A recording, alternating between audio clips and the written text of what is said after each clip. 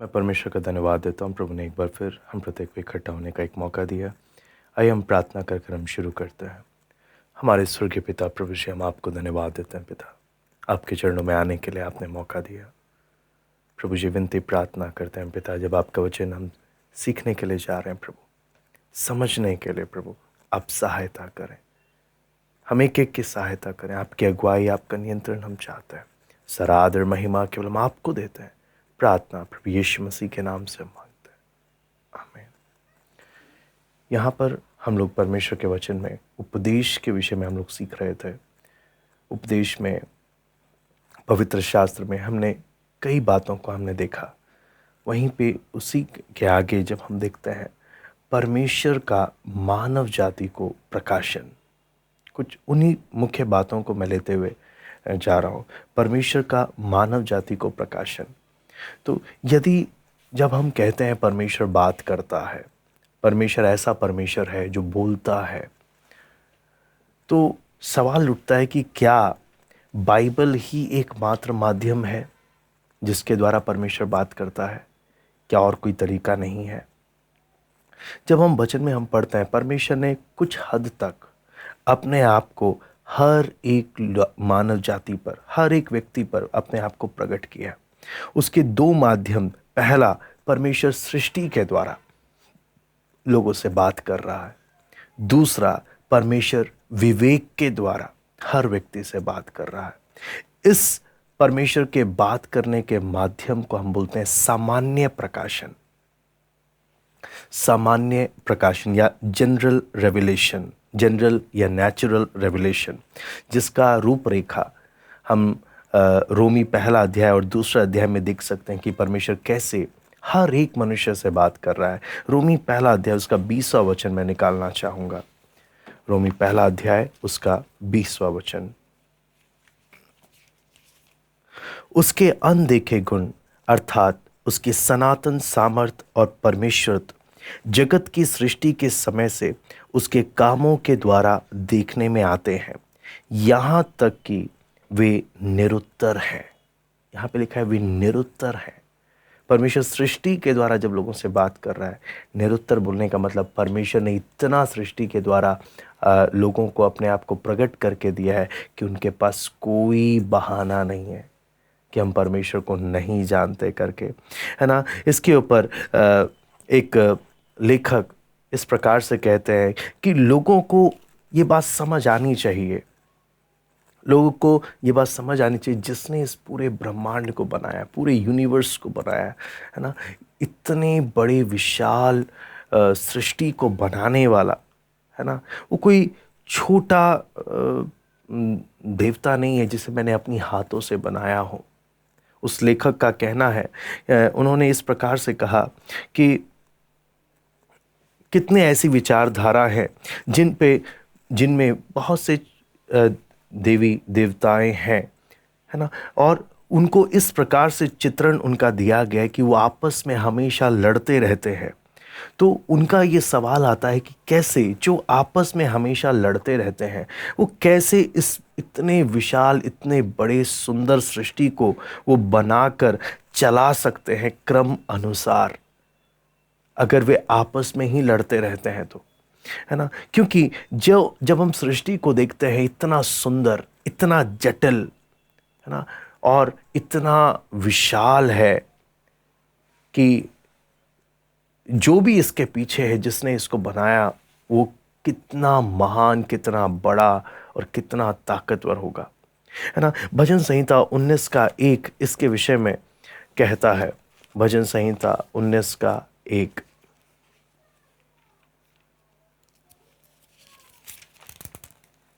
आकाश परमेश्वर की महिमा का वर्णन कर रहा है और आकाश मंडल उसकी हस्तकला को प्रकट कर रहा है ना। आकाश परमेश्वर की महिमा का क्या कर रहा है? वर्णन कर रहा है। आकाश मंडल उसकी हस्तकला को, उसके बनाए हुए काम को क्या कर रहा है? प्रकट कर रहा है ना। उसी प्रकार ये हमने देखा परमेश्वर कैसे सृष्टि के द्वारा हर एक मनुष्य से बात कर रहा है, हर एक से, कि इंसान को इतना समझ सृष्टि को देखकर कि जिसने इसको बनाया वो कितना महान होगा, कितना बड़ा होगा। वो मनुष्य से क्या क्या किस किस तरीके से बात कर रहा है ना। सिर्फ इतना ही नहीं, वचन बताता है परमेश्वर हर व्यक्ति को उसके विवेक के द्वारा भी उससे बात करता है। विवेक बोलते वक्त सही और गलत का पहचान परमेश्वर ने हर मनुष्य को दिया है। रोमी 2 का 14-15 हम पढ़ते हैं। रोमी 2 का 14-15 यहां पे आता है, फिर जब अन्य जाति लोग जिनके पास व्यवस्था नहीं है ना, अन्य जाति जिनके पास वचन नहीं है, स्वभाव ही से व्यवस्था की बातों पर चलते हैं, है ना, उनको वो भी फिर भी सही प्रकार से जीवन जीते हैं, तो व्यवस्था उनके पास ना होने पर भी वे अपने लिए आप ही व्यवस्था है। वे व्यवस्था की बातें अपने अपने हृदय में लिखी हुई दिखाते हैं और उनके विवेक भी गवाही देते हैं और उनके विचार परस्पर दोष लगाते या उन्हें निर्दोष ठहराते हैं। तो यहाँ पर हमने देखा कि बाहर से परमेश्वर सृष्टि के द्वारा हर मनुष्य से बात कर रहा है कि वो परमेश्वर है और कितना महान है, सर्वशक्तिमान है, कितना बुद्धिमान है। परमेश्वर बाहर से मनुष्य से बात कर रहा है, वहीं अंदर से हर एक मनुष्य से उनके विवेक के द्वारा परमेश्वर बात कर रहा है, क्या सही है क्या गलत है। तो ये प्रकाशन मनुष्य के पास होने पर भी हम जब ध्यान से देखते हैं, मनुष्य को पता है सही क्या है गलत क्या है, फिर भी मनुष्य गलत मार्ग को चुनकर जा रहा है ना। तो वहां पे हमें स्पष्ट समझ में आता है कि मनुष्य परमेश्वर के सामने बलवा कर रहा है। बलवा कर कर जो प्रकाशन जो ज्योति परमेश्वर ने मनुष्य को दिया, उससे उस पर भी वो लात मारकर जब आगे बढ़ गया, तो परिणाम क्या हुआ, है ना, परिणाम क्या हुआ, मनुष्य परमेश्वर से बिल्कुल ही दूर हो गया। ऐसी स्थिति में परमेश्वर नहीं है जो मनुष्य को नरक भेज रहा है, ये मनुष्य है जो परमेश्वर से बोलता है, परमेश्वर मुझे तू मेरी मनमर्जी पर छोड़ दे, मुझे तो मेरी मनमर्जी पर छोड़ दे, मुझे जो सही लगेगा वो मैं करूँगा।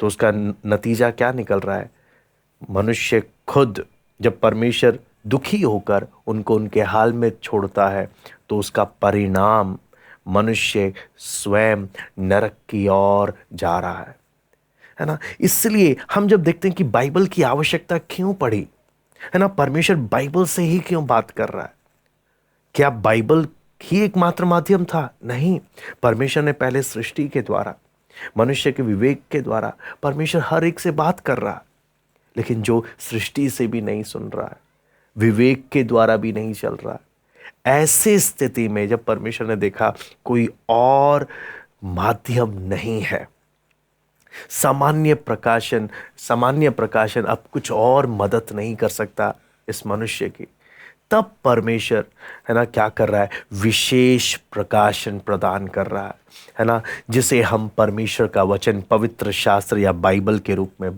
देखते हैं कि मनुष्य जब पाप कर नरक की ओर जा रहा है ना, तब सृष्टि परमेश्वर की बुद्धि को दिखा रही है ना, सृष्टि परमेश्वर के क्या बोलते हैं, सामर्थ्य को दिखा रही है, उसके ज्ञान को दिखा रहा है कि परमेश्वर क्या क्या कर सकता है ना। विवेक परमेश्वर के स्वभाव के बारे में बताता है कि परमेश्वर गलत बात पसंद नहीं करता, लेकिन मनुष्य सृष्टि तो समझ गया, जितना समझ सकता है समझ रहा है, लेकिन विवेक के द्वारा ये बात तो जानता है कि मैं कर्म बुरे कर रहा हूं। किसी ने बोल दिया यहां डुबकी लगा लो पाप धुल जाएंगे, तो सोचता है ऐसे कर लूंगा, मन को तसल्ली देता है ना, कि मेरे पाप धुल गए होंगे, है ना। कोई बोलता है नहीं तूने बुरे किए हैं तो भंडारा कर दे, 10 लोगों को खाना खिला दे, 20 लोगों को, 1000 लोगों को खाना खिला दे, मन को खुशी मिल जाएगी। बुरे किए हैं तो क्या, अच्छे भी तो किए हैं, लेकिन क्या मेरे कर्मों का न्याय नहीं होगा?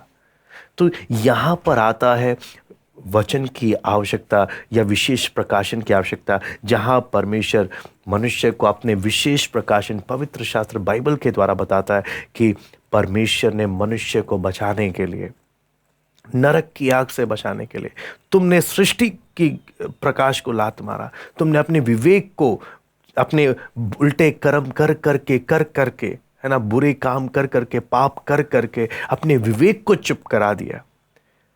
ऐसी स्थिति में परमेश्वर अपने विशेष प्रकाशन के द्वारा बता रहा है कि मैंने तुम्हें बचाने के लिए नाश होने से छुड़ाने के लिए, है ना, मैंने तुम्हारे लिए क्रूस पर अपनी जान दी है और तुम अभी भी नाश होने से बच सकते हो, नाश होने से बच सकते हो। मैं तुम्हें एक नया जीवन, एक नई शुरुआत दे सकता हूं। तो विशेष प्रकाशन परमेश्वर के उस बात को प्रकट करता है जो सामान्य प्रकाशन बता नहीं सकता। इसीलिए हमें बाइबल की आवश्यकता पड़ी, है ना। इसलिए पुराना नियम छुड़ाने वाले के विषय में बाइबल के दो भाग है, पुराना नियम, नया नियम। पुराना नियम बताता है वो मसीहा, वो परमेश्वर आने वाला है मनुष्य को छुड़ाने के लिए।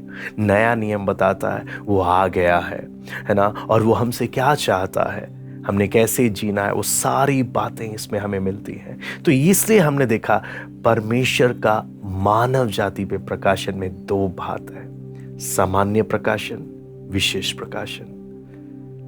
सामान्य प्रकाशन में ही परमेश्वर ने बोल दिया, कोई बहाना नहीं है। तो सोच कर देखें, जिनके पास विशेष प्रकाशन भी है, क्या मैं परमेश्वर के सामने कोई बहाना कर पाऊंगा?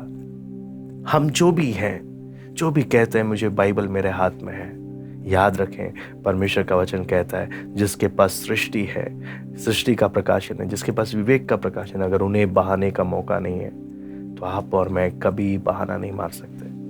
हमने उतना गंभीरता से उस बात को समझते हुए हमने परमेश्वर के सामने वफादारी से जीवन बिताना है। आइए हम प्रार्थना करते हैं। हमारे स्वर्गीय पिता प्रभु जी, हम आपको धन्यवाद देते हैं प्रभु आपके सुंदर प्रकाशन के लिए, प्रभु इस विशेष प्रकाशन के लिए जो आपने हमें दिया। प्रभु जी, हम बलवा कर आपसे दूर हो गए थे, सृष्टि के द्वारा, विवेक के द्वारा हमने आपकी नहीं सुनी, फिर भी आपकी महान कृपा, महान दया के कारण आपने हमें विशेष प्रकाशन दिया।